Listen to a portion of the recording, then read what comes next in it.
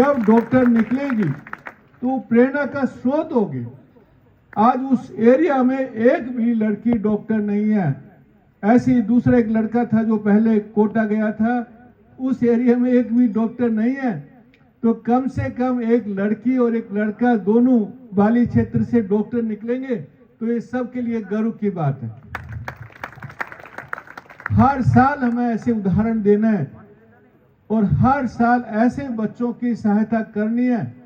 हम लोग काफी खर्चे करते हैं, लेकिन यदि हम लोग प्रतिभा के लिए 50,000, 1 लाख, 10,000, 15,000 खर्च कर दें तो अपना समाज का भविष्य बनेगा। जब ये 2 बच्चे डॉक्टर बनेंगे तो आपका घर पे भी बीमार होंगे तो घर पे भी आपको देखने के लिए आएंगे, क्योंकि उनके मन में समाज के प्रति भावना है। हम लोग कल जालोर आए थे, ओटाराम जी से मैं अभी वही बात कर रहा था कि ये लोकतांत्रिक देश है।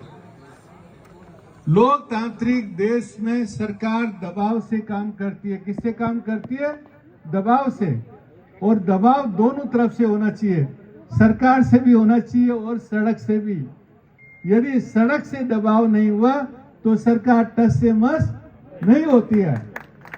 इसलिए ओटाराम जी सरकार में दबाव बनाने का काम कर रहे हैं और हम लोग कहां से काम कर रहे हैं? सड़क से हम लोग सरकार पे दबाव बनने का काम कर रहे हैं। और आपने देखा होगा इतने सारे उदाहरण जो हमने अभी दिए, चाहे वो राय का बाग का हो, चाहे उज्जैन आंदोलन, दूसरे प्रदेश में जाके आंदोलन करना कितना खतरनाक है। दूसरे प्रदेश में जाके हमने आंदोलन किया। हमारे जो पशुपालक भाई जिनकी भेड़ें मारी गई थी, ऊंट मारे गए थे, पशुपालक भाई मारा गया था, उसको न्याय दिलाया और अभी उसको मुआवजा भी मिलेगा। वहां के मुख्यमंत्री भी उनको मुआवजा देंगे। इसलिए साथियों मैं ये बताना चाहता हूं कि जैसे ओटाराम जी ने बोला, मंत्री साहब ने, कि उन्होंने स्कूल बनाई, उनके लिए बहुत बहुत तालियां बजाइए, क्योंकि बनाई उन्होंने स्कूल। लेकिन कोई भी हम लोग घर बनाते हैं, कोई भी स्कूल बनाते हैं, उसका मॉनिटरिंग होना जरूरी है कि नहीं है? है कि नहीं? आपने तो घर बना दिया, लेकिन आपके बच्चे घर देखेंगे नहीं तो घर खराब हो जाएगा। इसलिए हमने हरियाली स्कूल में जाके देखा। बच्चों की शिकायत आई, जो हमारे जो यंग बच्चे बैठे ना, उनकी शिकायत आई कि भाई यहाँ पे हालत बहुत खराब है। मंत्री साहब के पास भी शिकायत गई, उन्होंने भी सरकारी अधिकारी भेजा। उसके बाद हम लोग गए वहां पे और देखा तो हालत ये मिली, हर जगह बदबू, बाथरूम बंद है, पानी नहीं है, नित्य क्रिया करने भी बाहर जाते हैं। इतनी सारी हालत, नहाने के लिए भी कोई कुआं है उस पर नहाने के लिए जाते हैं। और टीचर और वार्डन एक दिन भी हॉस्टल में जाके नहीं देखा। पलंग टूटे पड़े हैं जिनके नीचे पीपा लगा हुआ है। बच्चों के बेड सीट और जो अपनी जो उनकी चटाई होती है ना, वो धोई नहीं गई सालों से, तो जो दूसरे बच्चे आते हैं उनको खुजली हो गई। सारे पॉइंट्स हमने लिख के स्कूल को दिए। उनको पुरानी किताबें मिलती है, नई किताब मिलनी चाहिए कि नहीं चाहिए? हर बच्चे को नई किताब मिलनी चाहिए कि नहीं मिलनी चाहिए? पुरानी किताब मिलती है। लैब है, साइंस के बच्चों के लिए लैब असिस्टेंट नहीं है तो प्रयोग कौन करवाएगा? बहुत कमियां मिली उसमें। हमने एक एक कमी उनको लिख के दिया कि या तो 1 महीने में ठीक कर दीजिए, नहीं करेंगे तो फिर हम आंदोलन करेंगे। उन्होंने सोचा कि ये वैसे आए, वैसी धमकी दे रहे होंगे, लेटर दे रहे होंगे। बोला भाई साहब, जो हम लोग सोच के आते हैं वो करते हैं। 1 महीना तक उन्होंने कुछ काम नहीं किया, छोटा मोटा इधर उधर वार्डन का ट्रांसफर कर दिया। 2 दिन पहले बच्चों को मैंने अभी मंत्री साहब को भी वो बताया, 2 दिन पहले बच्चों की फिर शिकायत आई कि कुछ हुआ नहीं है। इसलिए हम लोग अभी जालोर आए, कल प्रेस कॉन्फ्रेंस की। और कल मैं सब भाइयों से रिक्वेस्ट करता हूं, ये शिक्षा के लिए आंदोलन है। कल 25 तारीख को जाल और हॉस्टल से निकलेंगे और कलेक्टर के सामने धरना देंगे और स्कूल को ठीक करवाएंगे। हम 400 बच्चों का भविष्य खराब नहीं कर सकते।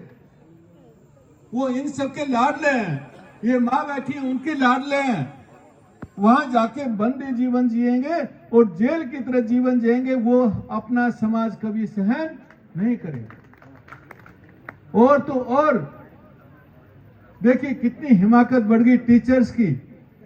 उनको जाति सूचक शब्द ये बोल के एक रेवारी कभी पोए खाए, कभी कुछ बोल रहे हैं, कभी कुछ बोल रहे हैं, जाति सूचक शब्द प्रयोग करके बच्चों को अपमानित करते हैं। साफ साफ बोल दिया उस टीचर को जांच होनी चाहिए और वो टीचर स्कूल से हटाया जाना चाहिए। ये हमारी मांग है। जो प्रिंसिपल एक महीने में कोई सुधार नहीं कर सका और जिसका माइंडसेट ऐसा बना हुआ है कि कुछ भी कर लो, हम लोग ये कुछ नहीं करेंगे, कल कलेक्टर को बोल के उसको छुट्टी करवानी है। प्रिंसिपल नहीं चाहिए हमें, दूसरे टीचर चाहिए जिनके बच्चों के प्रति सम्मान हो, जिसमें हमारे समाज के प्रति सम्मान हो और सारी सुविधाएं चाहिए जो मैंने बताया आपको। अभी रास्ते में आपके सामने जो हम लोग आ रहे थे, अपने राजीव ने मुझे मिनिस्टर से कनेक्ट कराया। इनके मंत्री अपने ओटाराम जी नहीं है, उनके मंत्री अविनाश गहलोत जो समाज कल्याण डिपार्टमेंट में आता है। ये जो हरियाली विद्यालय है ना, वो कौन से डिपार्टमेंट में आता है? समाज कल्याण में। उसके मंत्री कौन है? अविनाश गहलोत है। अभी आप रास्ते में अविनाश गहलोत से मैंने बात किया। अभी मैं बोला ये सुधारिए। बोला मेरे को पता नहीं था, इतना सारा मुझे किसी ने बताया नहीं, मेरे पास तो सूचना पहुंची नहीं, आप तुरंत लेटर भेजिए, कल से मैं सबको लाइन पे लगाता हूं। मैं बोला कल हम लोग आंदोलन करेंगे, परसों उसका इफेक्ट देखेंगे कि आपने सुधार किया या नहीं किया। इसलिए साथियों, डरने की जरूरत नहीं है। डरेंगे और चुप रहेंगे तो कोई भी हक नहीं मिलेगा। ये 400 बच्चे वैसे ही पीड़ित रहते, यदि हम आवाज नहीं उठाते ना। आज वहां पे बहुत सारे काम होने शुरू हुए कल से, आपने देखी होगी पिक्चर। क्यों? क्योंकि हम लोग यहां पे आए। इसलिए अपनी आवाज उठाना जरूरी है, अपने समाज के लिए काम करना जरूरी है। 36 कौम हो चाहे अपना समाज हो, न्याय के लिए काम करना जरूरी है और न्याय के लिए हम लोग काम करेंगे। एक मैं लास्ट में बात करके विराम लेता हूं। कई बार हम लोग सोचते हैं कि कोई भी हम लोग काम करते हैं तो कई बार मीडिया पे या दूसरे कुछ लोग होते हैं, उनका सोच ये होता है कि ये राजनीति है। इनका सोच ये होता है कि ये किसी व्यक्ति के अगेंस्ट में है। मैं आपको बता देना चाहता हूं, सबको क्लियर कर देना चाहता हूं, हम लोग सिस्टम के खिलाफ हैं। सिस्टम यदि गलत करेगा, कोई भी हो उसको छोड़ेंगे नहीं। सिस्टम में हम लोग किसी व्यक्ति के खिलाफ नहीं है, हम लोग किसी पार्टी के खिलाफ नहीं है, हम लोग सरकार के खिलाफ हैं। यदि हमारा सिस्टम वो सरकार ठीक नहीं करेगी, हम रोड के ऊपर आएंगे, आंदोलन करेंगे, चाहे कोई भी आदमी हो। कल भी मैंने बोला है, यदि 25 तारीख के आंदोलन से ठीक नहीं होता है स्कूल, जगह जगह जाएंगे और गांव तक आंदोलन लेके जाएंगे। इसलिए लास्ट में मेरी अपील है कि कल के आंदोलन में आइए और ये शिक्षा सुधार का आंदोलन हमें पूरा करना है। बहुत बहुत धन्यवाद।